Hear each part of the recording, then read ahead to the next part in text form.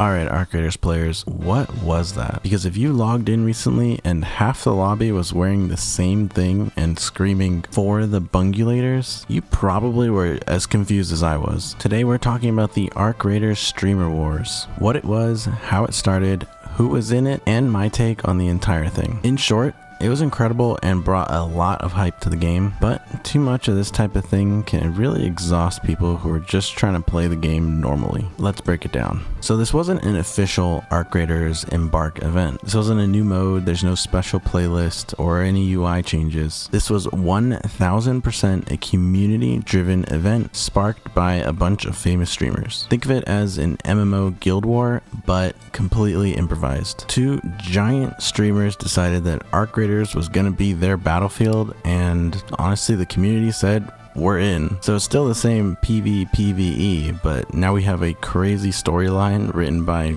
Twitch chat. So how did this entire thing begin? A streamer named Hutch gets downed in a match while everyone around him is screaming for the Bungulators. Come on, you gotta let me live, man. You don't need to do this. Just walk me like a dog to the extract. Come on, let's go. This is for the Bungulators. No! So Hutch goes straight to Twitter, X, whatever you want to call it, and he posts a clip saying this is war. And a streamer named Burnt Peanut, my personal favorite, sees it and he immediately rallies his community, and then all of a sudden we have two sides. Team Burnt Peanut, the Bungulators, and Team Hutch MF or FMF. Within hours, a bunch of popular streamers also join in and they pick a side basically, with people like Shroud, Myth, Summit, Ninja, and Cloakzy all joining in on this chaos. Even XQC joins in with a neutral faction, probably just to flex. This thing went from one funny clip of Hutch dying to an all-out war so quickly I actually can't believe it. So on one side we have Peanut's army, and kind of like Peanut, the people in this army are loud and super crazy and unpredictable. They're the ones with the red outfit and the blue helmet. On Hutch's team, Team FMF, we have a more disciplined team, more military style. The outfit is a lot more muted, white or blue. It seems like there's a lot more organization here. And then we have XQC's neutral side. They're wearing the origin outfit, blue, and they're basically either spectating or throwing in random stuff to just join the fight when they feel like it. And it's crazy when you see this in game because it's so distinct and so clear who's on what side. If you ever see this happen in any of your matches, it is crazy to see what Arc Raiders feels like when there's just two sides fighting in the entire map. It honestly made for a really fun event to spectate if you happen to get them in your matches. And to be honest, this is where Arc Raiders shines, because the game has systems that naturally support this type of chaos. You'd have entire lobbies that would just be taken over by one side, and you already had this before, but you'd have huge groups of solos running to extract together. Extraction points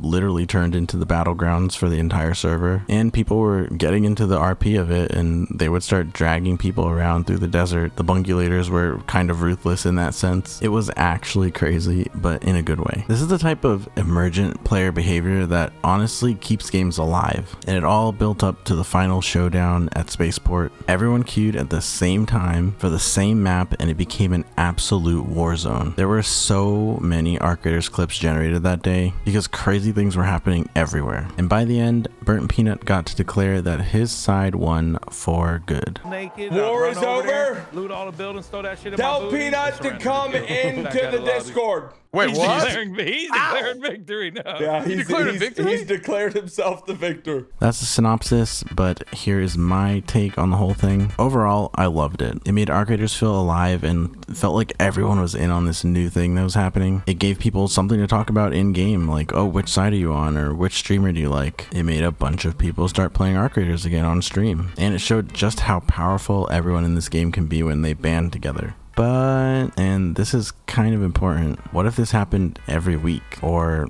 it lasted way longer? I have a feeling that you would see a lot more people getting burned out by this type of event, because a lot of the people I was running into had no idea about the streamer event. Even I found out about it pretty late, and not everyone wants to be part of a streamer army. So if every game you're running into these streamer armies, you are gonna feel like you have no choice in it. Some people just want to loot, chill, explore, hang out with randoms, trade items, or whatever else. I think the Streamer Wars was extremely fun because it was temporary. It was hype because it was rare. I think if this event lasted any longer, it would have become a burden on people real quick, and it would just become a blockade for people playing the game normally. And I think Peanut did a really good job ending it on Saturday, because honestly, he could have farmed it for a lot longer if he really felt like it. And this streamer war definitely did not cross that boundary. I don't think anyone was getting annoyed by it yet, but I definitely ran into some people who were annoyed, especially this one guy who told me that the Bungulators stole his outfit and then they adopted him. And then there was the Cloakzy DDoS situation. No one likes that.